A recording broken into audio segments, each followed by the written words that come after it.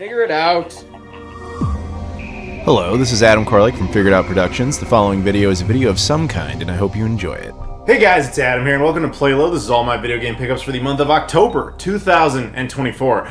And it may not look like there's a lot going on here, but there's some very unique items, and I think you guys are going to enjoy them. But all the same, yeah, weird month. I was kind of all over the place again. I actually took 3 separate trips to Texas in 1 month, and I live in Chicago. I also went to New Mexico. Like, it was just, you know, busy month full of a lot of stuff going on. But that said, we obviously did manage to pick up some things along the way, and we're going to go ahead and talk about it. The first thing we're going to talk about was actually sent to me, and this isn't a video game specifically, but it is something that is better for the channel, potentially, and I actually want to get your guys' opinion on it, so we're going to talk all about it. Before we do that, though, if you guys could do me a favor, please like this video, comment down below, subscribe if you've never done that before, as well as check out all the social media stuff in the description. We've got Twitter, Instagram, Facebook, Discord, Patreon, Spreadshirt, my travel channel, which of course is going to be a lot going on over there very soon, as well as my Spreadshirt. So thank you so much for watching, and let's go ahead and get into it. Now, as I said, this was sent to me for free. Well, it was sent to me for free for the purposes of review, essentially. But really what I think happened here is that this is sent to me from a company called Oleap. I'll be honest, I hadn't heard of them before, but they apparently make microphones, so you can see where this is going. I think what had happened is that they basically had watched one of my videos in which, I don't know if you guys even remember, there is a microphone here off stage, or offset, off screen, where, like for that one, I can use it, you know, just for discussion videos, but I kind of polled you guys and everybody said like, it's distracting when, you know, you're actually showing something. If you're just talking, it's one thing. But that said, it didn't really, you know, we hadn't solved the audio problem, as it were. You guys still kind of unhappy with my current audio setup. So these guys, I think, noticed that, and to that end, they sent me this. So we're going to take a look at it, and we're going to try something here. We're going to, at a certain point in this video, we're just going to switch over to this microphone setup, and I actually genuinely want to know, because I feel like the channel isn't just mine, it belongs to kind of all of us since it's been around so long, and I want you guys to tell me, like, what do you think? Should I use this, you know, in perpetuity? Was it good? Was it bad? You know, whatever you guys think of it, I genuinely want to know. But in the meantime, we'll go ahead and talk about it. So huge shout out to Oleap right there for sending this to me. This is the Oleap 50 decibel call noise elimination open ear headphone. Specifically, it's the Oleap Pilot P200B Pro. From my understanding, it's effectively a headset, not to be thought of as like headphones. It could work for that purpose, but it's really more designed for, like, you know, phone calls, walking around outside on your phone if you have to talk to people, because it has a lot of noise cancellation. That's their big thing. So in my case, whenever we hear those random, like, sirens and things like that, that would probably help out. I know you guys, actually for years, so a lot of time, maybe you even heard it in this video, there is a train that goes near me, and I've heard a lot of people think that that's like my air conditioner coming on. It's like, no, that's a train. So hypothetically, this would eliminate a lot of that and make the sound on the video better. So we're going to go ahead and take a quick look at unboxing it there. It's got this slide cover that comes off, and inside you have this like foldable bit. Thank you for your support, and it just has a QR code and a thank you letter from the company. And then underneath that we have, well, I guess we just kind of slide this up. Yeah, oh, this slides down, sorry. And then there's this little pull tab, and that's the main piece right there. And then underneath that, it has a few other things. It's got a user manual, and it's got some basic instructions on how to use it, as well as a little carrying pouch. So the thing is, this, like I said, is a headset. So inside here, and this is cool actually, this isn't just like a throwaway thing. This is actually like a magnetic set there. And this is the main piece. So effectively, I'm just going to kind of quickly throw this on. But you basically put it on like this, and then you whiz that around like that, and that's how it would effectively look. Like, I'll fine tune it because I still have to charge it and everything, but essentially this is the look we would be going for. So what I'm going to do right now is I'm going to stop here, let this thing charge. From my understanding, it takes about 10 minutes to charge, and it gets about 10 hours of talk time out of that. It has like built-in buttons for various functionality, such as, I think, like pairing. It also, I think it comes with a USB dongle, which I have to find. Like I said, I've just kind of quickly thrown this together, but I think it's in here somewhere. Anyway, I'll continue to dig around from that. But yeah, we're going to sync it all up to a recording device, and then I'm going to do the rest of the video with this, and I want you guys to tell me what you think of it. All right, and we're back. So this is how it's going to look. We have this little headset deal. You guys tell me if you think the audio is good enough, or if this is too distracting, or whatever. I genuinely want your opinion. I figured it was better than this thing kind of weighing in there. But you guys tell me what you think of the sound quality. So in using it a little bit, it said it took like an hour to charge. It really didn't. It took more like 10 minutes, and then it has this little blue light, and you're good to go. It does come with a little Bluetooth dongle, which I have connected to my PC. So this is actually recording directly into it through Audacity. Comes with a little windscreen, which I don't think we're going to need inside here. Obviously comes with a USB-C cable, etc., and pretty easy to use. So thank you very much to Oleap for sending this my way. We're going to do the rest of the video with it and see how it fares. If you guys want to check this out, I'll put a link in the description, and you can pick one up for yourselves if that's what you'd like to do. So again, huge shout out to Oleap for a, frankly, easy to use, possible permanent solution for audio on this channel. But again, I want your guys' opinion on that. But for the rest of the video, we'll just continue. Now, okay, so I also took, like I said earlier, I took a bunch of trips this month. The first one up was to Dallas, Texas, and that one was specifically, I was hanging out with my buddy Brett Weiss. We were doing the business, getting stuff done, had some time for some game hunting. Not a whole lot, but a little bit. I only picked up one game and one oddity. The first was the game I got for the Atari 5200. I picked up from Big Five Software, one of the few third-party developers to actually make games for that system, Miner 2049er. I don't typically pick up a lot of 5200 stuff, mostly because, well, there's not a whole lot of it. But most of the stuff I have is the actual Atari brand stuff. This was actually, a third-party game for the system that was actually relevant when it came out. Plus, Brett actually said this was a pretty decent game, all things considered. That was more his era. So, yeah, I was like, whatever, it was cheap enough. Let's do it. And I'm actually, yeah, so that'll be in the episode of Flying and Eating in the Store we went to and all that, which is my travel channel. The other thing I got, we went to a flea market. Now, I hadn't done like an old school like flea market, like the open tents and all that stuff in years. And he was like, "Oh, there's one this weekend. We should go." So we did. He bought a ton of stuff. I only got one thing, and I didn't even buy it for myself. It was this. This is from the ill-fated Blockbuster Express. So people just like kind of hawk their stuff, as you can imagine. So in this case, I saw this and I was like, "That's pretty cool." Now, I don't know if anybody remembers, but Blockbuster, like, now they mostly dead chains, save for the last one in Bend, Oregon. And before anybody says anything, the whole thing about it shutting down on Halloween is a hoax. They themselves have said, no, I don't know where that came from. That wasn't us. We're open. We're fine. While they were competing with Netflix for a bit, they were also competing with Redbox. Blockbuster Express was basically their version of Redbox. What effectively this is a rental case, and inside there was just some movie. I don't even know. Judy Moody and not the summer. I don't know. I don't care what that is. But really, I only got it because I wanted the caddy.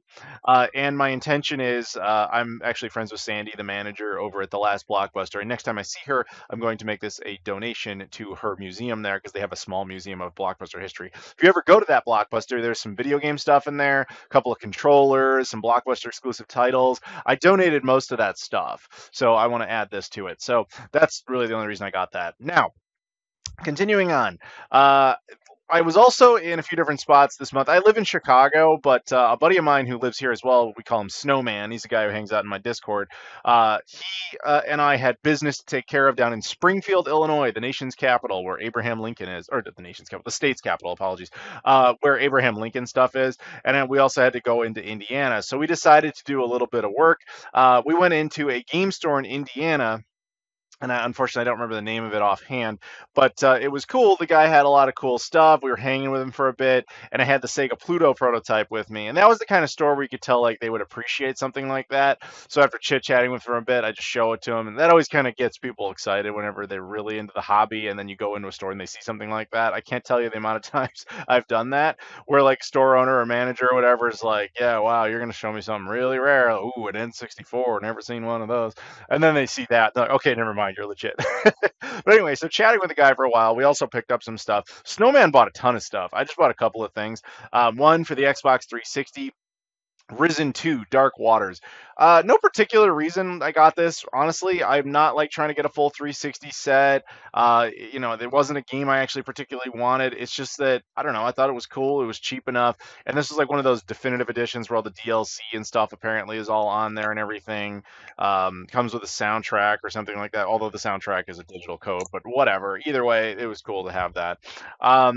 Now, as I said, Snowman bought a ton of stuff. So that was one of those stores where every time anytime you buy 5 games, you get the sixth free as long as it's the sixth one is the cheapest one.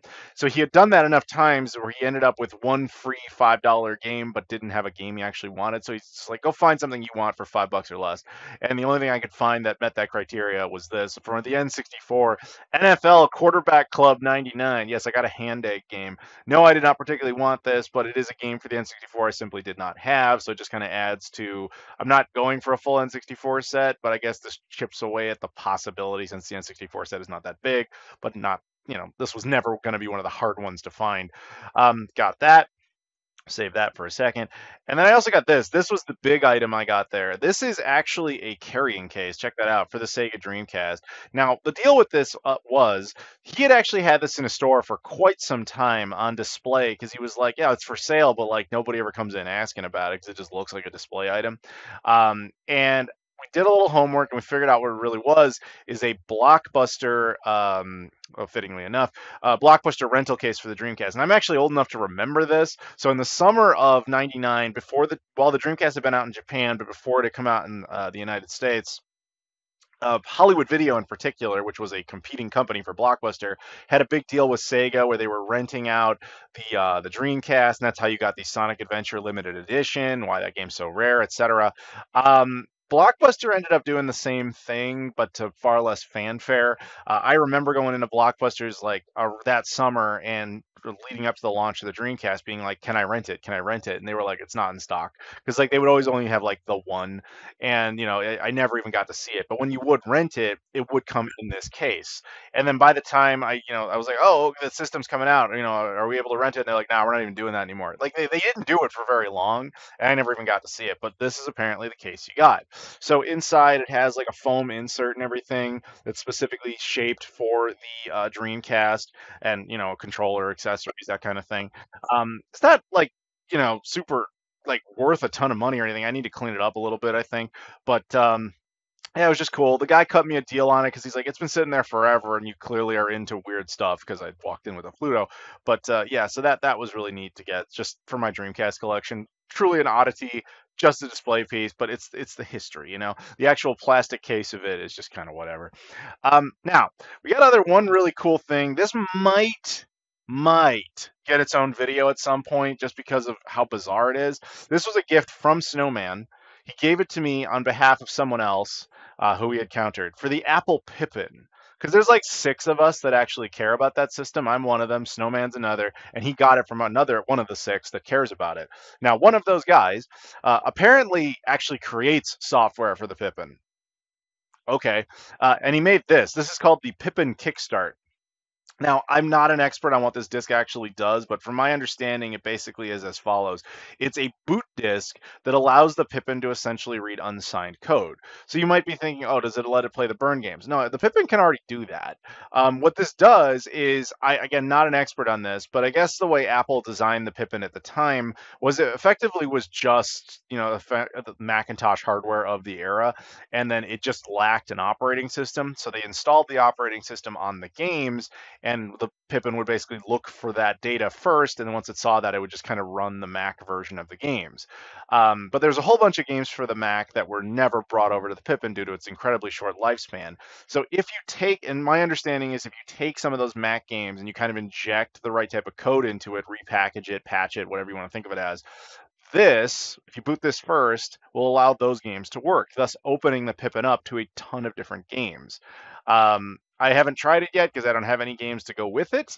But yeah, maybe one day if I get more information and some of these prepackaged games or whatever, we can actually use this. But yeah, who knew? There's sort of a Pippin indie scene now. Ah, all right. That was free. He just gave that to me. Okay, so trip throughout the month continues. I went to New Mexico again for work stuff, had videos to make, as it were, and you'll see a lot of that over on the Travel Channel, etc. But while we're out there, my buddy Sunshine and I decided, okay, we're here, let's do some game hunting. There will be an entire game hunting video in New Mexico. We went to 5 stores within forgiveness to the or forgive me please to Albuquerque locals. I'm going to say the Albuquerque region, but really, we're talking about all the way up to Santa Fe and everything. So I'm just going to say New Mexico. We went to 5 stores. But in those 5 stores, Sunshine bought stuff at tons of places. You'll see his whole adventure on this channel at some point. I only picked up 2 games. These are the two I got. For the Super Nintendo, Street Racer by Ubisoft. Now, why would I want this? So the funny thing about this game is I had no idea it was actually released on Super Nintendo in North America. I know of this game because it is the only game Ubisoft made for the Sega Genesis. It's actually right behind me here somewhere. It's a blue case because it wasn't actually the Genesis, it was the Sega Mega Drive. So it only came out in Europe. The same actually goes for the Sega Saturn version. I don't think that was the only game they made for the Saturn, but it was one of the very few, and also only came out in Europe. But for Super Nintendo, even though it's super common in Europe, I've never seen it, the American version of it before. I'm not saying it's rare. I'm just saying I hadn't seen it, and so I was like, all right, I don't know why I want that, but I do. So it's just one of those things where it's calling to me just because of the bizarreness of it. So Street Racer, and in hindsight, this is going to make it look like I'm really into racing games, even though I'm really not. But for the GameCube, and I got that. The first store, by the way, I got this at was Gamers Anonymous. To anybody in the New Mexico, well, in the state of New Mexico, specifically Albuquerque, up in Santa Fe, we went to a place called 8-Bit Games, and I picked up a GameCube game. This one is NASCAR Dirt to Daytona. Um, GameCube goal, I've made this very clear, but I will repeat myself. Basically, with the GameCube, I want every single game on it that never came out on the original Xbox globally. So once you shrink that down, it becomes a vastly more reasonable number. It's not something I've been putting a whole lot of effort into, but occasionally, you chip away at it. This one I hadn't seen too many times. It's not exactly an expensive game, but yeah, it was cool to get. The guy gave me a nice like half off deal on it, to be honest with you, because again, same thing. I walked into that store. That guy was really cool. We were just chit chatting for a bit. Doesn't know anything about us, has never seen us before, doesn't know my channel, nothing like that. He just casually asked us, he's like, so guys, what is the rarest thing in your game collection? And I look at my buddy Sunshine, that's his name, and I look at him and I go, oh, he wants to play a game here. I was like, excuse me. I go out to the car. I come back, and I'm like, even though I don't own the Sega Pluto, it's in my custody. So I was like, all right, I'm going to show you something weird. And again, it's that same thing where when you do that, the store manager, or owner, whoever's working there, the guy who's going to be into it, they're always like, great, I'm about to see a PS1. Never seen that. And then, of course, you bring out the Pluto. That guy immediately knew what it was. Like, immediately knew what it was. And he's like, bruh. What? How? Why? Like, how do you have that? Tell him the whole story, all that sort of stuff. That was fun. But yeah, after just chit chatting with him, he's like, "Yeah, this is all you want." He's like, "Yeah, all right, I'm gonna give you half off on that. That's a nothing." So yeah, got that. So super, huge shout out to 8-Bit Gaming there in Santa Fe, New Mexico. So even though that was, we're near the end of the month and we still had more to go, I ended up going down to Dallas, Texas again. I actually also went to Austin in the middle of all of this, but I didn't get anything while I was down there. But anyway, so in Dallas, this time I was going down there for Retropalooza, which is a convention. This is the first time I'd ever been to it. I was a guest there. It's actually run by the Game Chasers, so Billy and Jay. Jay specifically was like, "Hey man, you want to come to the con, be a guest, and all that sort of stuff?" And I was like, "Yeah." So flew me out, put me up, all that sort of stuff. So I got my badge here. First time ever doing that show. It was a good show. I had a great time. I picked up some stuff, a couple of commons, and then some oddities. So, as I mentioned, original Xbox, right? I'm passionate about that system. That's probably the last system I'm ever going to try and get a global complete set for. And I'm just chipping away at it, But I got 4 while I was there. Nothing crazy, but just good to get them off the list. NFL Fever 2004. In hindsight, I've just realized I got 2 NFL games. Yuck. I don't like hand egg. Sorry. But this is from the brief time where Microsoft had their own competing sports line of games, XSN Sports. So, like, because originally back then, like EA, was doing everybody's, but then Sega had been doing the 2K line, and so Microsoft decided to do their own line, and eventually all this stuff got consolidated, where EA ended up doing mostly the football stuff, 2K does the basketball stuff, et cetera, et cetera. So this is just kind of a relic from a different era. Death Row, Underground Team Combat, which, if I remember, is like some sort of fight, like MMA style, but like not official MMA, just like people just beating the crap out of each other type of thing. I don't really remember it that well. I played it like years ago when it first came out. I rented it from Blockbuster or something like that. Oh, Ubisoft made it. Again, coincidence. Didn't realize that, but they got that. Pump It Up Exceed. This is a weird one because I did not get the big box version. There is a big box version of this which comes with some sort of dance pad or something like that. I want the full set, but I'm good enough with just the game, to be honest with you. But there you go. And then Classified, The Sentinel Crisis. I vaguely remember this, but my memory is very clearly wrong because I'm seeing photos on the back of shooter. It looks like an FPS, but I'm looking at the logo here, and for some reason I remember this being a chess game. So I'm obviously my memory is totally off on that one, but either way, yeah, got that. So that was the kind of more common stuff I got. I got a couple of oddities though. So this one is cool. It's for the Xbox 360. Probably a bunch of you guys know about it. Maybe some of you don't. Again, I'm not going for a full set on 360, but this was one that was always on my list just because of the oddity nature. And as you can tell, just based on, things like the Apple Pippin Kickstart, I like my oddities. This one definitely counts. For the Xbox 360 El Chavo cart. Now, you may not know why this is odd. This game was exclusive to Mexico, and is an interesting one. So the reason that like El Chavo, I'm not familiar with that franchise. I know it's like a kids cartoon, and I think in Central and South America, or at least parts of it. I think it also comes out in Portugal as well. This game was never released in the United States or Canada, but it has the ESRB rating. It has US NTSC like region coding, like the full thing. This is part of the North American library, but just south of Texas. Only Mexico. Interestingly, too, I even booted it up. Even though the back is entirely in Spanish, well, it's not entirely in Spanish. It's in dual language Spanish and English. The game booted totally in English. So, like, I don't know what to tell you. Like, if you're an Xbox 360 collector, sorry guys, you have to get this one. There's also one Canadian exclusive, which is Asterisk goes to the Olympics or something. I have both of them. So there's one Canadian exclusive, one Mexican exclusive for the Xbox 360. I now have both.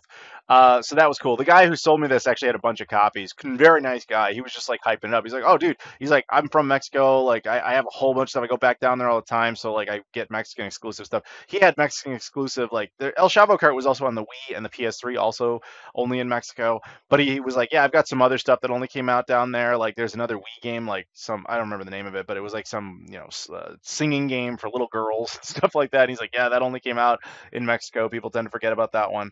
But yeah, so very cool to have that. And he cut me a nice deal on it. He gave me a nice discount on it. I really appreciate it. So thank you. And then the last thing I got from Retropalooza, which, was very cool, kind of useless, but cool. There was this one guy kind of near my booth who had just kind of a low key booth. Like his booth wasn't stocked. Like a lot of, booths at cons are just kind of packed as much as possible. This guy just had like a table. Like he had a couple of tables and everything kind of like loosely laid out around it. He knew who I was. He watched the channel. So that was cool. But we're just chatting for a minute, and I saw this there, and I was like, dude, what? And he's like, oh, yeah, that's a Wii U kiosk disc. So I have a full Wii U set globally. But I don't have a whole lot of like the promo materials or any of that kind of thing. So this is some sort of disc that you would put only into kiosk units, and it would, basically have demos and stuff like that. He did tell me straight up, he's like, look, it doesn't work on a retail unit, like it's kind of useless. And I was like, does it work on a hack system? And he's like, he kind of stalled and he was like, gotta be honest, never thought to test that. I don't know. So when I got it, which obviously did, I tried. I have a hack system. It didn't recognize it at all. I was thinking about dumping it. It's not like I'm sitting here going, oh yeah, I can't wait to play all these like demos for games I already own full versions of. It was more like I just wanted to know if it would function, and archive it, obviously. But it's just a cool thing to have. If anybody out there has any idea how I would go about dumping this, I'm all ears. But like I said, even a hacked Wii U doesn't recognize it. It just refers to it as an invalid disc. So I'm open to opinions or any info. But yeah, like I said, like my oddball oddities. So the last thing we have up here was a package that was sent to me. This actually came from the UK, specifically from a group called Lost in Cult, which is a name that may ring a bell because I've actually worked for them before. And that would include this, although they've sent me way more here than they usually do.